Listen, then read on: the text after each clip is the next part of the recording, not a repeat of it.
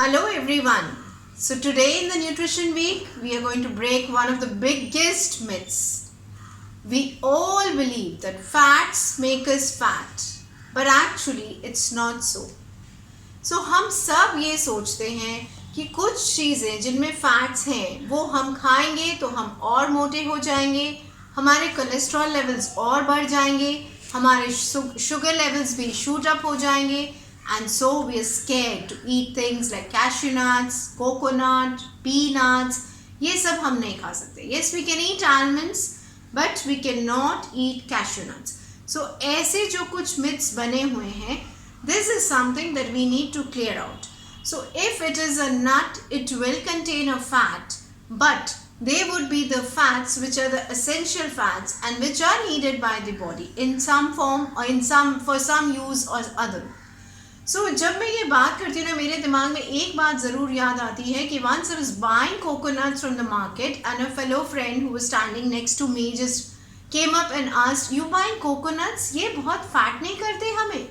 So जो ऐसे वाले thoughts and questions हैं ना, इनको प्लीज़ आज क्लियर करिए कि it is not this food that is making us fat. ये फूड में कोई कोलेस्ट्रॉल भी नहीं है. जिनको लग रहा है कि इसको खाने से हमारा कोलेस्ट्रॉल लेवल और बढ़ जाएगा, they are plant food. They do not have any cholesterol because they do not have a liver, so they cannot make cholesterol. But yes, they do have phytosterols which are good for our good cholesterol. तो अच्छा है इनको खाना because इनमें minerals हैं, इनमें essential fats हैं, और वो फैट्स जब हम खाएंगे तो वो मिनरल्स और विटामिन्स भी हमारी बॉडी में एसिमिलेट होंगे. सिर्फ पिल्स के थ्रू मिनरल्स और विटामिन्स खाने से ज़रूरी नहीं है कि they would be bioavailable, but when we are having it in the form of these with these good fats, and when we have these good fats, then it's easier to assimilate the fat soluble vitamins like the A, D, E and K. So it's very essential to include these. Peanuts are heart friendly, heart healthy. Cashew is very good for our stress, for our sugar levels. Coconut is good for every single thing, and we should be having coconut in any different form that we can. From the nariyal pani to the nariyal laddu, we should be having coconut in all different forms. इसके बाद सबसे बड़ा डर घी. Everybody is so scared जैसे ही घी का नाम आता है. But you have to see that it's not ghee which is the trouble.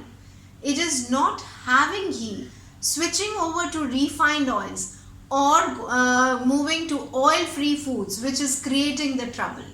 घी एक ऐसी चीज़ है जिसमें बहुत सारे एंटीवायरल, एंटीबैक्टीरियल प्रॉपर्टीज़ हैं, तो वो हमें हमारी इम्यूनिटी को तो बूस्ट करता ही करता है. अगर हम बीमार हैं तो भी हमें ठीक करता है. घी हैज़ ऑल दोज एंटीऑक्सीडेंट्स जो हमें एंटी एजिंग प्रॉपर्टीज़ देता है.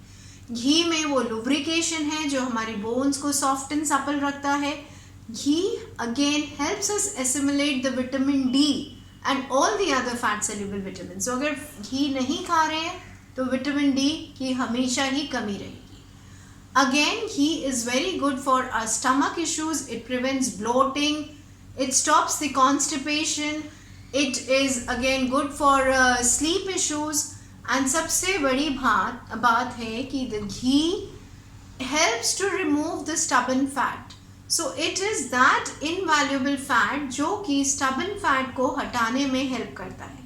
So how can we miss out on ghee? So ghee should always be there in our food plan. And apart from this, the point that what are the oils that we should be cooking in.